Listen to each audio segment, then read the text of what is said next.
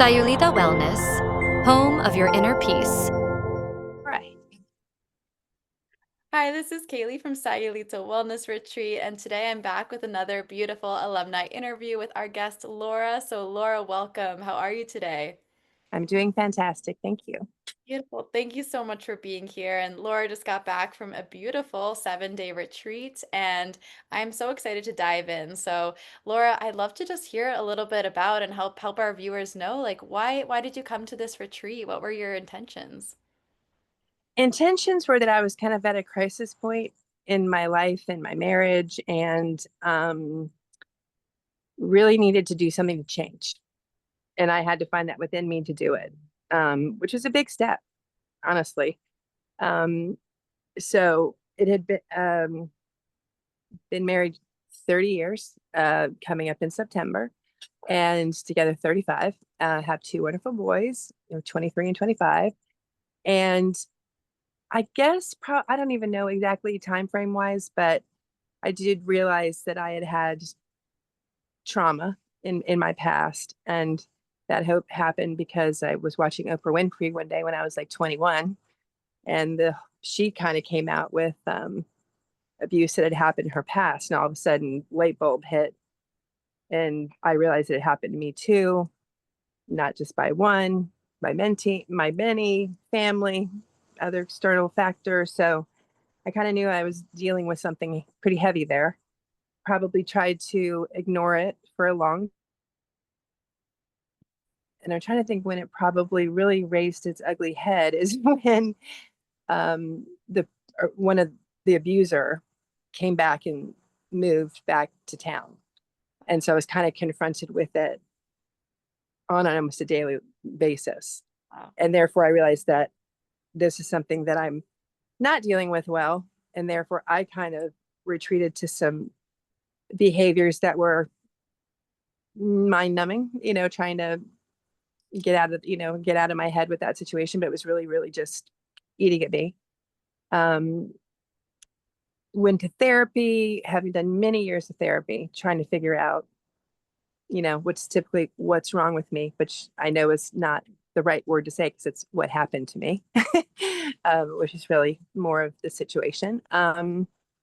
So yeah, then I delved into a lot of therapy with trying to figure that out. And I kind of felt like I was kind of living in a real victimized, I was like the victim of the situation. And it then, passed over into my marriage, probably to my sons, 100%. I just wasn't getting anywhere with what I needed to find out. And I think that I discovered on my own that I had CPTSD and therefore delved into more therapy, and read a lot of books and a lot of podcasts, and a lot of memes, and just trying to figure it out, what's been going on. And it was taking a strain on our marriage for sure, because I was just triggered a lot. And this probably happened after COVID as well. Mm. My husband, unfortunately, was diagnosed with long haul COVID and became disabled and lost his job. And um, fortunately, we were able, after a huge fight, we were able to get some disability for that, because he couldn't work again. And, he was the breadwinner. We had our jobs as parents, as mother, children, swim team, blah, blah, blah. And so probably when the COVID thing happened and it was more self isolation, I really I went into a hole, is all I could say. And then with the disability of my husband, and it just became a really, really dark place. And I really didn't know where to go with it. So we've been trying to get our marriage back on track with talking, and all this. But when you're sort of the victim, or you make yourself the victim of situations that have happened to you, you try your best to explain it to somebody, and then you become triggered when they don't understand that. um, it becomes a really vicious cycle because we weren't on the same page, kind of thing. And so we're doing our best to try to get back together, get connected. And then we went on a little vacation a couple of weeks, months ago, maybe a month and a half ago when I first talked to you. And it turned out that we got into such a situation that I actually had to be hospitalized for a stress event, which is called broken heart syndrome. And it scared me. It really scared me. It scared him. And I just came home and said, I have got to do something to fix this. I've got to figure this out. And therapy wasn't working. Listening to podcasts wasn't working. So I'm like, I want to go to a wellness retreat. And I searched and searched and searched. And when I finally came to your resort, Sayulita Wellness Retreat, it spoke to me. I just the surroundings, just the possibility of this could be life altering and changing. Sign me up. And I signed up, and I talked to you that night, and you were so sweet to call me back at like 11:30 at night one night. And I think we talked to like 1 or 1:30, and I booked the flight, and it was the best decision I ever made in my life. So that's what I can say about that. Thank you so much. Well, I remember that conversation, and I was so glad. I was like, I know we were talking late, but it was so nice, and I could feel how important it was for you, and just Yeah. how ready you were. Like, I love to feel that from guests. Of some people, like, it's kind of like there comes a point where you kind of get sick of your own stuff, and you're sick of your own bullshit, and but also Mhm.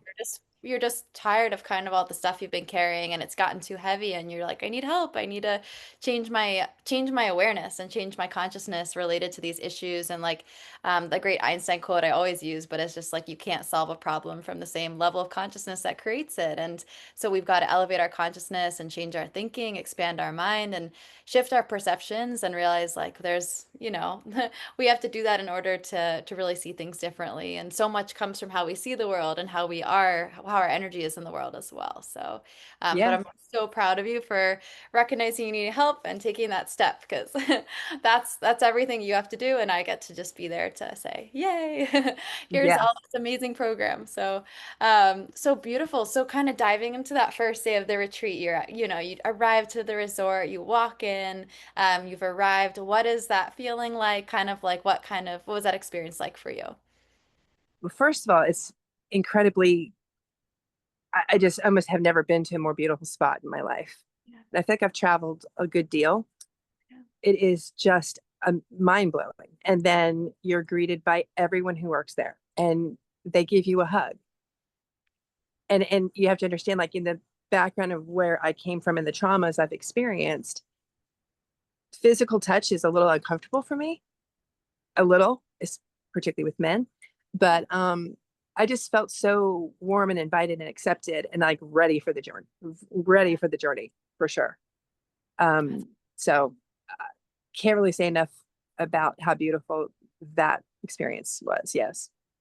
that's Yeah. awesome. Hmm. Beautiful. So, and then with the retreat, and you're there for the 7 days, so you have the two ceremonies. So I'd love to just hear about, what was your experience like with that first ceremony? What were the realizations?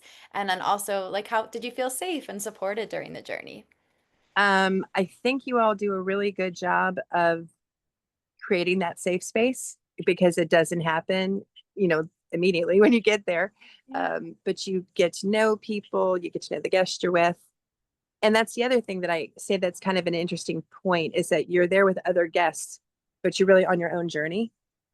Although you have meals together, or you'll do yoga together, or you'll do meditation somewhat together, it's just so maybe that scares a little bit of people, that there might be too much of a group situation, and I didn't feel that way at all.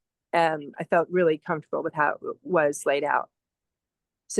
And I think journey is the appropriate word to use for this, and that the mushrooms are medicine. 100% agree with that. I'm not, can't say I'm not knowledgeable on using psychedelics. I'm a deadhead, did a lot of different things. But this was a very different experience than doing mushrooms and walking out in nature, and that's how we normally would do that. So basically, you do a ceremony, and Steffi, our medicine woman, was fantastic. I loved her energy. She made me feel really awesome. I mean, just like I looked at her and I said, I am so ready for this. And she said, I know you do, baby. I know, I got you. And so we get smudged, and then we drink our tea and we go back to our room, and there is a sitter with us. And that's another safety mechanism that's very nice, I think. So you have a beautiful mattress that's laid on the floor and it's comfortable. And then you've piped in this just amazing spiritual music that that comes into play in my experience anyway. It really came into play.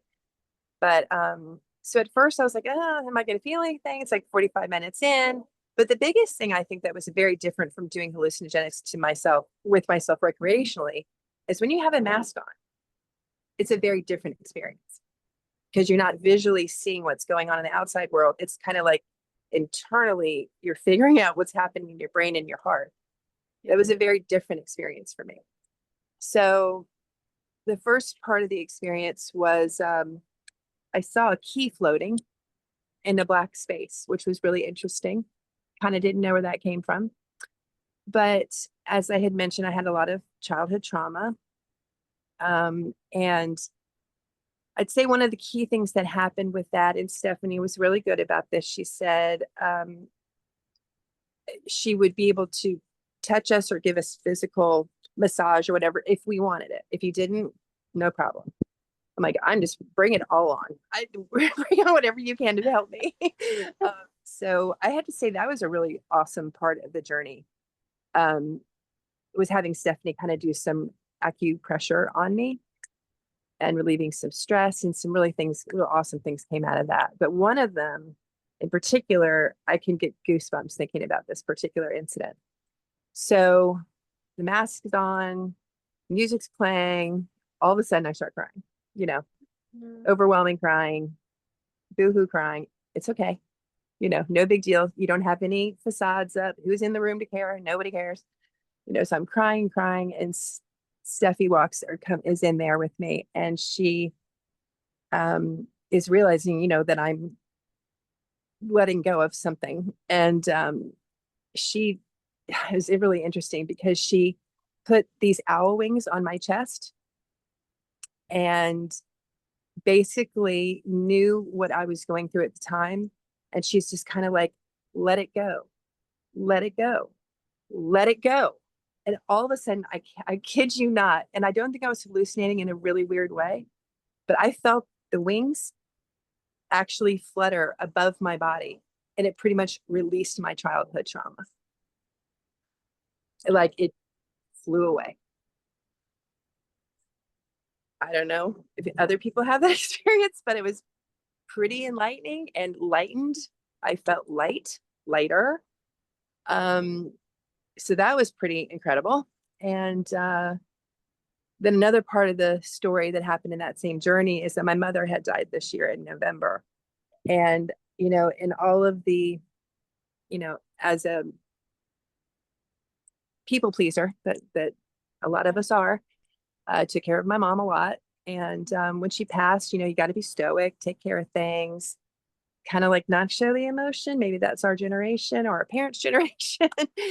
I don't think I grieved her at all. Or not to the extent that I probably should have, but grief is a strange thing. Anyway, so Stephanie at the time also did some acupressure with me there, and she pressed on this section of my shoulder right here. And it hurt really, really, really hurt badly. I'm like, why does that hurt so badly? She's like, there's your grief. There's your grief. And then she kind of hit me on the other side of the back, which is, they say, where the arrow shoots you through. And it hurt again. She's like, there's your mom. And that kind of that sort of just went out of my head, and I grieved her. So that was really interesting. Another part that happened in the journey, I did take more of a dose, which I think you can do or not. And Stephanie will recommend if you do. I was ready to do a little bit more journey. And something really, really crazy came out of it that I wasn't expecting, because I thought that I was on the brink of our marriage being over. 30 years married, almost ready to say, I'm ready to go into this world alone and take care of myself and know I can take care of myself. I don't need anybody else. Weird way to think. But I was just so determined that I want to live my best life for me. And that's Right. why I went to the retreat. So interestingly, I had a weird epiphany on this trip that I had run into another person on the trip that um, it's hard to say. I'm kind of a people pleaser, obviously.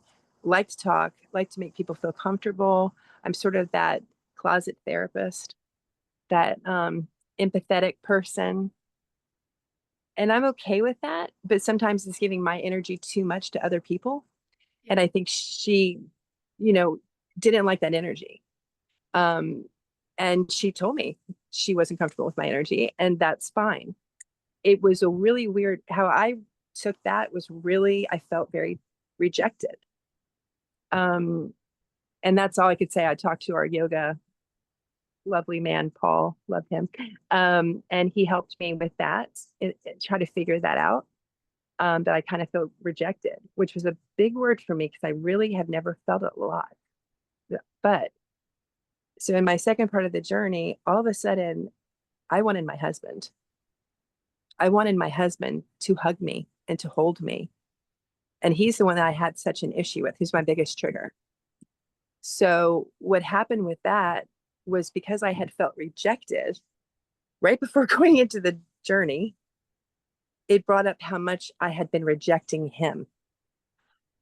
And I realized I took ownership of me rejecting, emasculating, bitching, just whatever I was doing, I was pushing him away.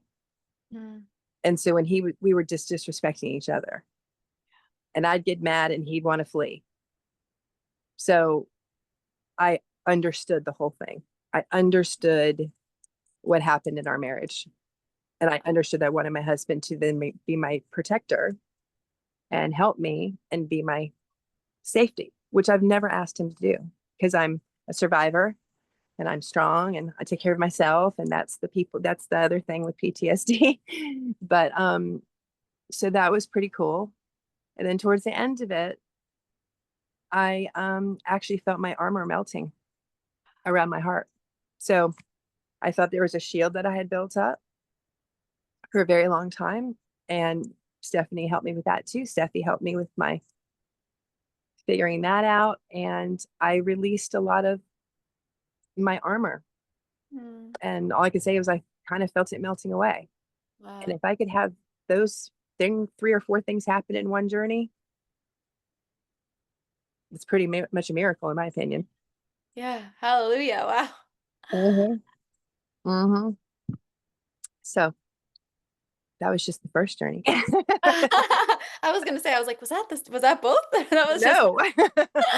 that's incredible. Wow. The angel wings or the owl wings is incredible and to feel the lift and sometimes we think, oh, to heal this, you do have to feel it, right? There's pain there, you feel it, you recognize it. But sometimes the healing is recognizing that we have to soften and that we have to Mm-hmm. actually let go and be really soft and be vulnerable and be willing to let people in and be willing to be taken care of and to like stop being your own protector and allow another person. Well, of course you want to be a strong masculine in yourself, but doing that can also sometimes block your partner from being in their role as well. So it's that balance of like take care of yourself, but also allow others to support you. And um, I understand that feeling, especially like, I think a lot of women out there are people pleasers of like, what do you mean you don't want me to help take care of you or like talk to you or give you all my insights? And it's like that would be like a crushing feeling for people who have that, which is a lot of us women out there. So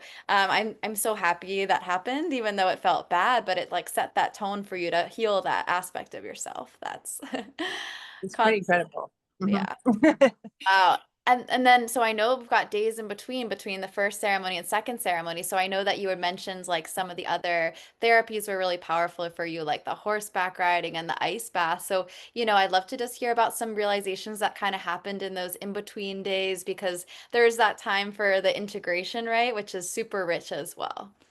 I do believe that the whole retreat is laid out so beautifully well and scheduled that it's meant to be the way it is for a reason. And horseback riding, haven't done it since I was 7 years old. Yeah. Right. Not that comfortable, but you know, it was one of those things that I'm gonna do everything on this journey that you're telling us to do because I know that you've done it before and it works for people, and I'm putting all my trust in you guys. So I get there and I'm on the biggest horse. I think it was a burro. I don't know what it is. His ears were huge. And I really realized a really funny thing about me during this. I get up on the horse. It's like I just wasn't that comfortable, and you could tell.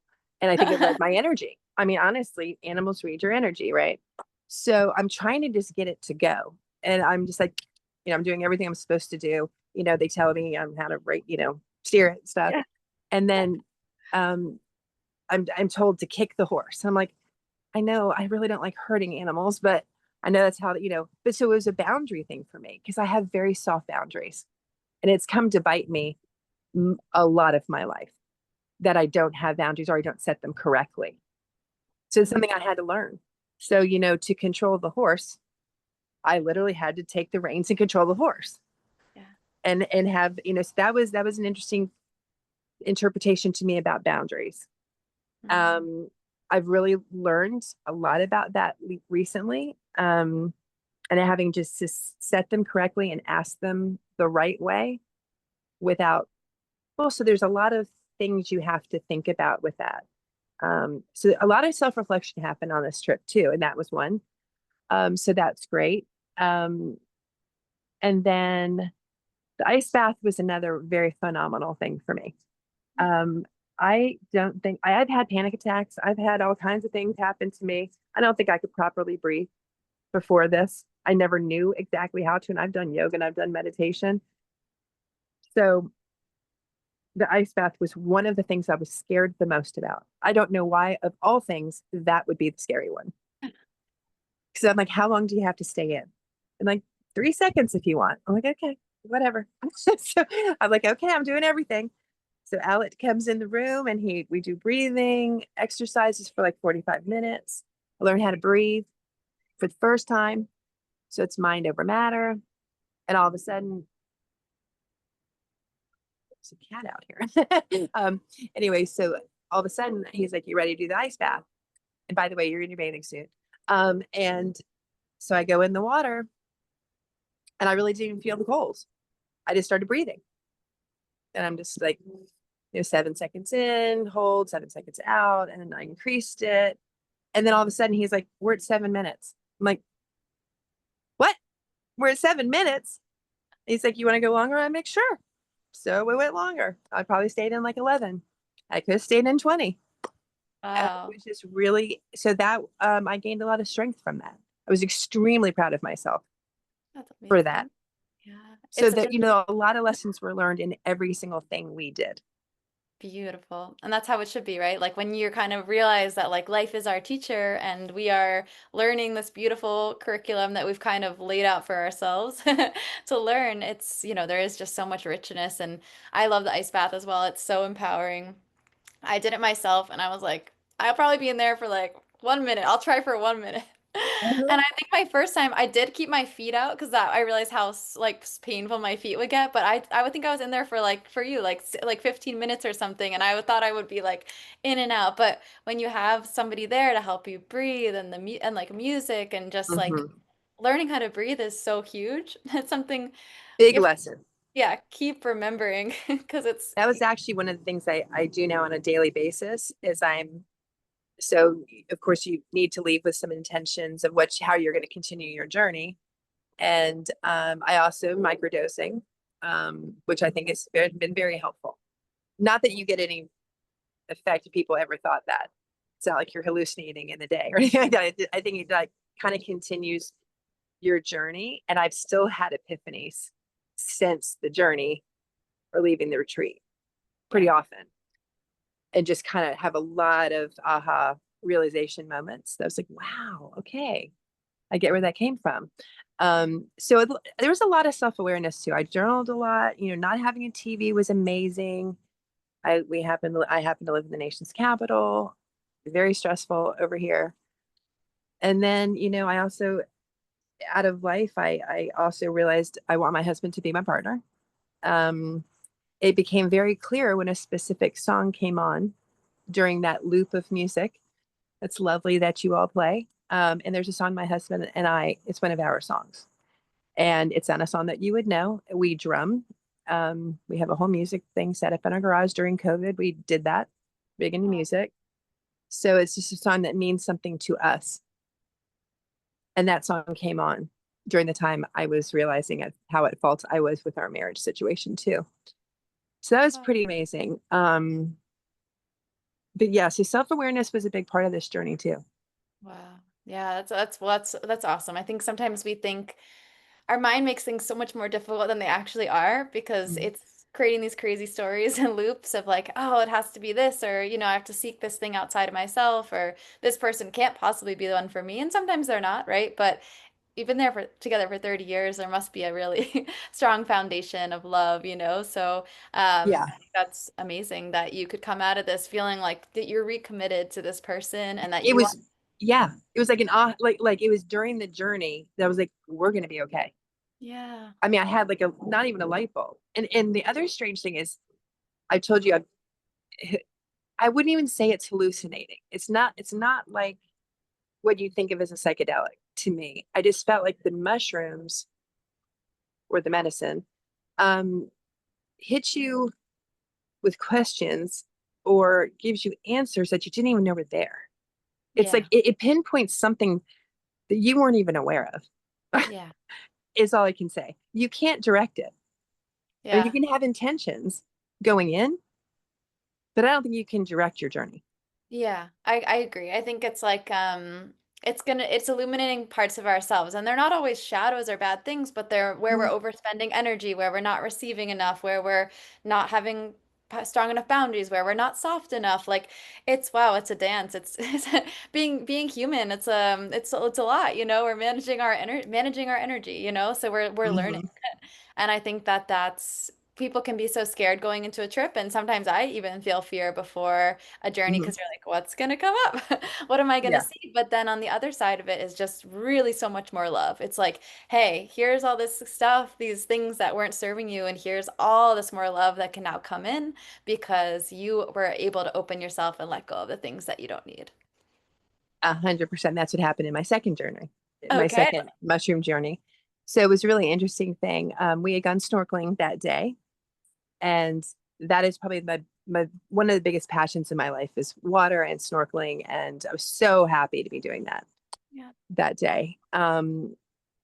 Also being mindful that I needed to talk less and be mindful of other people and their journey. So I specifically went into that day saying, I'm really not going to talk today. Mm. I'm just going to be introspective and I'm going to enjoy this on my own. That's a strange thing for me to do. You can tell Yeah. I'm a talker. um, and I mean, if I'm going to go snorkeling, believe me, if I see the things I want to see, I am not going to not talk about this. So what was very cool about the journey for me is that it was just three of us and Amy and the boat. And we went out and very quiet and solitude. And we all kind of went our own directions. And my favorite fish of all things is a strange one, but it's called a damsel. And they have babies and they have juveniles.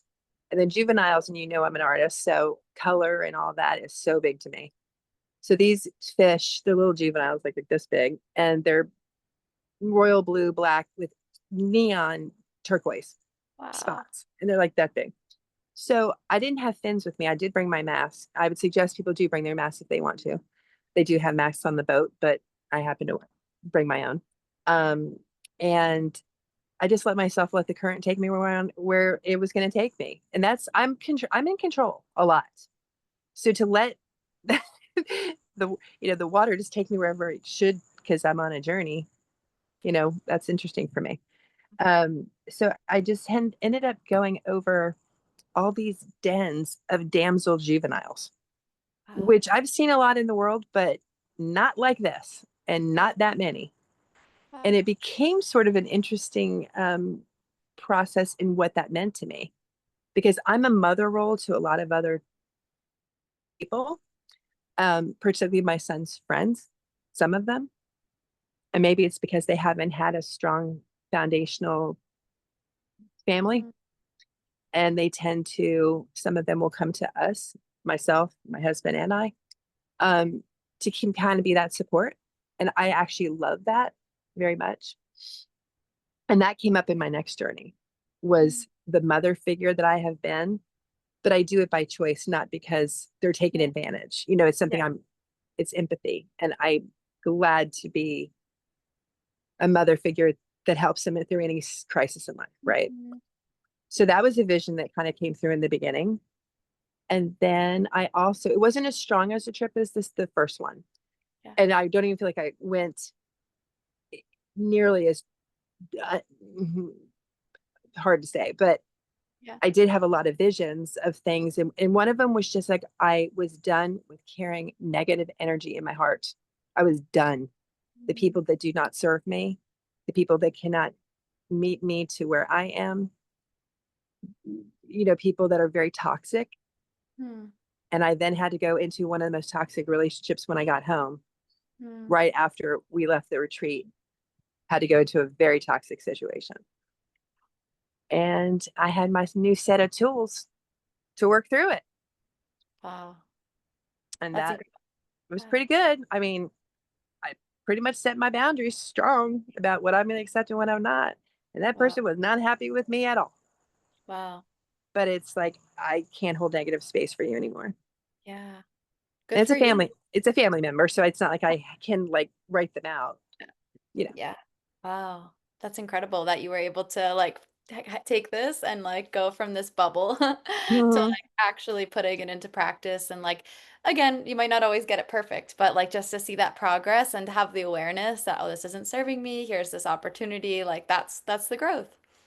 It was incredible because I was just like, you're triggering me right now. And if you continue, I'm walking away. I mean, and that's something I would never have said to this person. Yeah. She's an elder to me. And, it, it, I just had to set my boundaries Yeah. because Beautiful. yeah. So, Yeah. and you know, it's the whole family dynamic has been very different. I do realize how much my husband and my children love me so much. And I felt loved. I mean, like incredible love also from your staff. Um, I don't know. There's really not enough I could say about that whole journey and just the people that are there and how caring they are. And they're really just there to help you. I mean, and something else I noticed too, and I'm not sure that this is even, what would you call the people that do work there? What do you call them? Yeah, so everyone, some people are like, of course, we have the chef and Steffi's the medicine woman, but we have the retreat specialists who are kind of like they're the day to day, like there to just make everything go, the smoothers, right? They make everything go smoothly and hold space. And then we Yeah, call because like, yeah, the trip sitters are the ones like holding your hand during the journey and they're with you. and that was a lovely thing too, because I actually, in the first journey where I told you I got really emotional, I don't ask for help. I don't ask for physical touch. I've like, Yeah. I've been a warrior, whatever you call that. So I've been very protected. And then, so the woman who was in the room for me, I asked her to come over and hold me. Hmm. And I asked her to come hold my hand. And she like gave me a massage on my back. Well, and I'm just like, that was a mothering thing that I had not really had. And maybe I completely am the way I am because I really didn't have that kind of affection. Yeah. And a wall gets, you know, you Yeah, develop a Bill. wall. Yeah. So that was interesting because I learned how to ask for help without guilt too. Yeah. Wow. Yeah, I think that's incredible. I actually had a similar experience during one of my journeys at the center where I was like, I will ask for help a little different than you. Like, I'll ask for anything from my husband, but I don't really like to be a burden on anyone else. And during Hmm. one of my journeys, I was like, held, I was like, asked my trip sitter because I didn't want to bother my husband on his journey to like hold my hand. And I was like, wow, like, And I kept being like, "Oh, you're so beautiful. What can I do for?" I kept asking, "What can I do for you during my trip?" It was like so funny. The Like same thing. I was like, "Oh, can I like?" And I like want. I was like, "I want to get you like a gift." Like just like being so like you can relate, which I feel like it's fun that we get to have this conversation. Is we get to also be little mirrors in different ways for this aspect. But I also struggle with boundaries with people because I care so much like you. I just want them on my trip. I was like, is this person okay? It's like my brother, like I'm like worrying about all my loved ones, and it's like, no, this is your time for you. Oh, I can completely relate to that.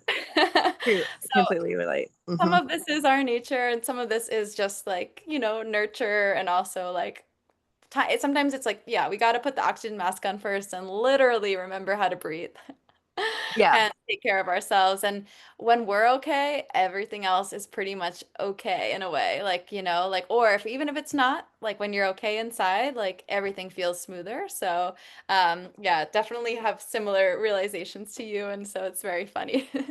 Yes, to, because I probably overshare. I would go into just making everyone trying to feel comfortable yeah. all the time and trying to, how was your day? Like Yeah. all the attention on them. I'm like, is anyone else even doing this for me? I mean, you know what I mean?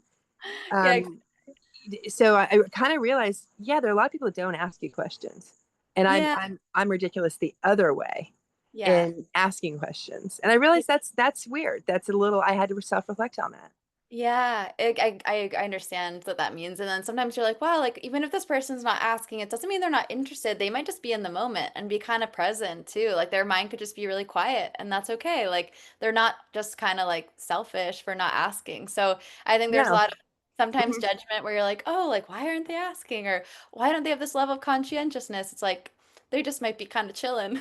Like it's okay. Or maybe they want to hear you talk. Yeah, So, maybe they're just trying to like be in the moment. So, and yeah. so sometimes that's a good lesson. And I actually have found since, doing the work on myself, like I kind of sometimes with those people, I try to just be a little bit more quiet and chill. And then they start asking me a million questions, and I'm like, whoa, like I don't even want this is tiring for me to answer all these questions. So it's the Hmm. opposite where I'm like, oh, like I know that they're interested, but I kind of just want to chill. So, Yeah. you know what I mean? So it's a good lesson. It was a really interesting lesson because that was another thing that I didn't find was a fault of mine. But then I had to sit and journal about it. I'm like, why do I do that? Yeah. Why do I do that? Why do I do that? And it's an insecurity, really. Yeah. And I would say it's definitely like a people pleasing, maybe a little like like hovering above the moment, not really like just being in the moment, like kind of not being settled. Yeah, and a lot of times I think another thing I kind of, in my closet therapy business that I do, I kind of I want to project what I've learned to Yeah. other people to help themselves. Boy, that's not a good thing to do. I mean, Yeah. unsolicited advice, you can't know what other people are going through. Um, you can't solve everyone's problems. And I think that is the one of the biggest takeaways because I've had, you know, people that have had depression and all kinds of stuff, and they'll come and you're like, I really can't solve your problem. It's something you've got to work out yourself. And that's another clear thing I learned from this too. Yeah. If you're not ready to heal yourself, you got to go into this, I think, 100% open-minded, Yeah. want to take on the experience because to me, in my understanding of the whole thing now, I have done all of the stuff. I've done the therapies and everything. And I don't know that I could have gotten to this point without the mushroom therapy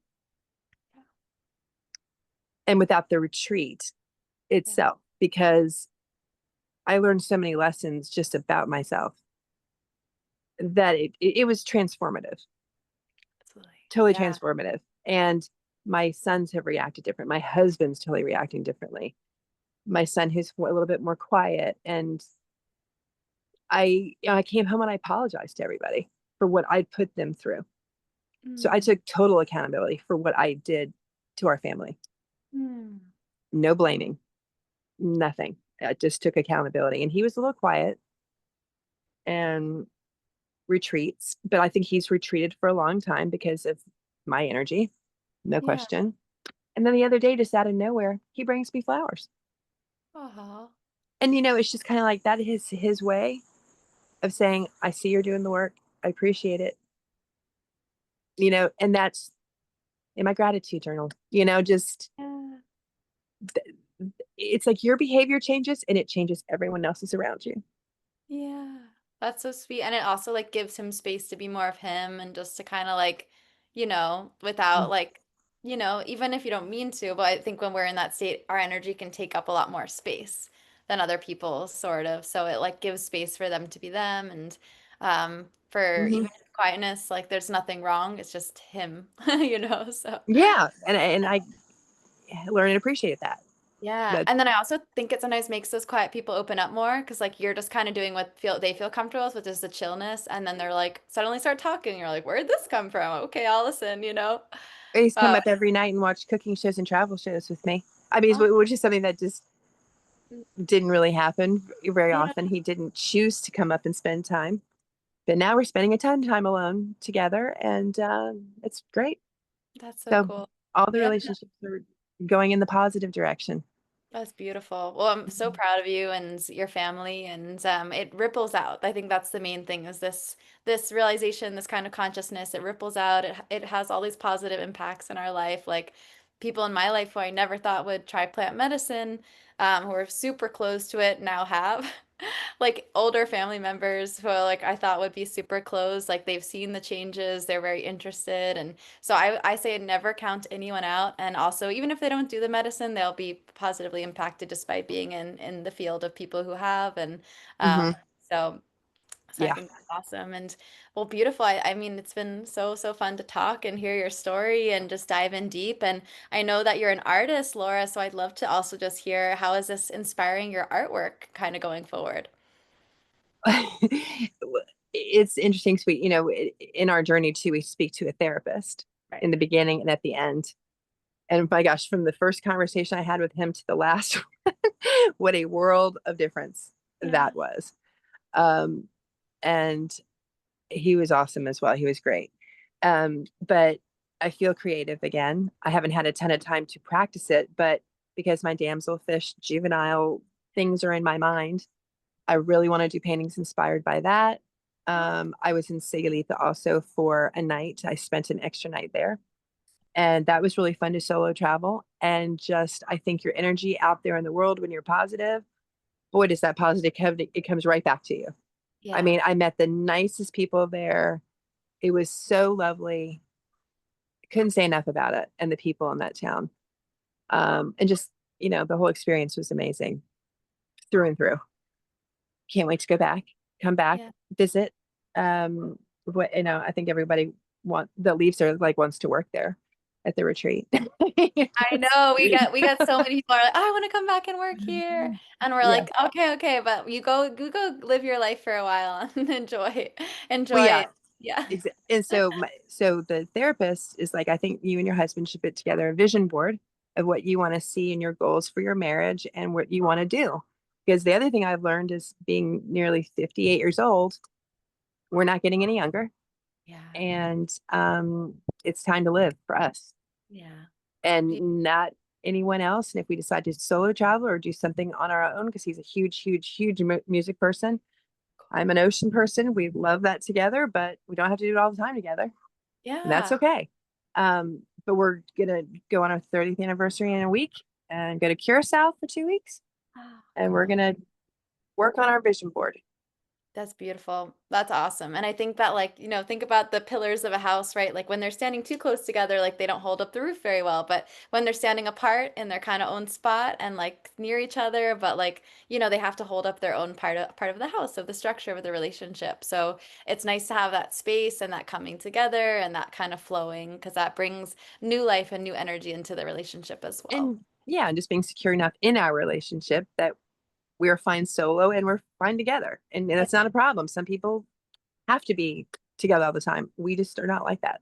Absolutely. That's so cool. Well, I'm so happy to hear these and have the best trip. You deserve an amazing trip and celebration of your marriage. And like, maybe you write down little recommitment vows that you read to each other Hmm. barefoot on the beach, Yep. Yep.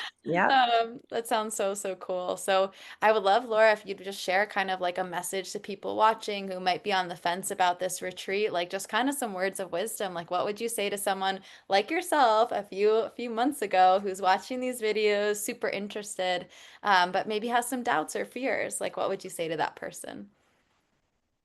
I wish I could say, please do not have any fear about going into this, because people naturally would, especially if they had no experience doing psychedelics or anything like that. But it's not scary. To me, it was not scary at all. I felt very, very safe. I felt very loved. Um, I was really wanting to work the whole process from start to finish. I think that's a really good way of looking at it, but you don't have to do everything. I'd suggest you do, because I think there's lessons in it all. Um, I'm just like, I kind of just keep thinking, if you're stuck in life, if you're stuck and you're not growing and you're just like regurgitating all the crap in your head and ruminate on negative, which I was doing so much, just so I was just in a death spiral of it. Mhm. And I had to have a wake up moment to say, I'm worth it, and I'm going Mm, to change my life, wow. and I'm going to do it for me. Yeah. And whoever's along for the ride, they can be on the ride with me, but I'm doing it for me. Oh, And I came to a crisis point to get to that point. But without hesitation, if you're stuck, do it. It's worth every penny. wow. So Mic drop. That's exactly. awesome. Oh, thank you so much for everything. And Laura, so take going forward, what are you taking away from the retreat? As if I had expressed all of that before. What I'm doing that's really interesting, that I'm loving doing, is I'm doing a gratitude journal every day. Somatics is now a part of my life, which is something I never even heard of before. Yeah. And I really loved it, because yoga is not really my thing, but this is a mental and body awareness that I just, I've come out of this just being much more conscious of myself, my own interactions with people, my accountability in it, um, giving people grace when they've messed up and not reacting. So I think it's a big thing about reacting too, is how I respond to action. So it's action reaction. That was a big lesson. Gratitude journaling is amazing to me, because we always have something to be grateful for, Yeah. even when we're stuck. Yep. So I feel very unstuck,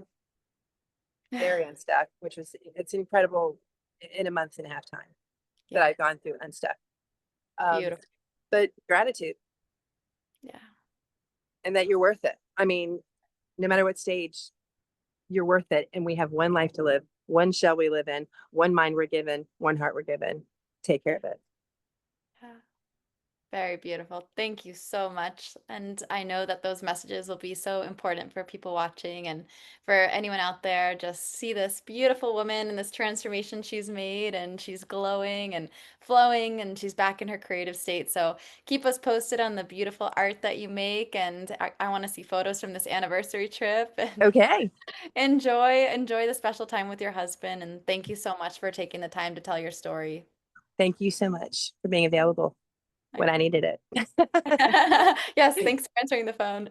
Yeah. And Laura's inspired another family member of hers to now come on the retreat, and we're so excited to welcome that family member soon. And that family member said to me, like, I can just see such an amazing change in Laura, and I'm someone who's known her like for like her whole life, for so many years, and just is so inspired by your transformation. And I think that's really cool. So you're already spreading the light and the change with your family, and it's rippling out.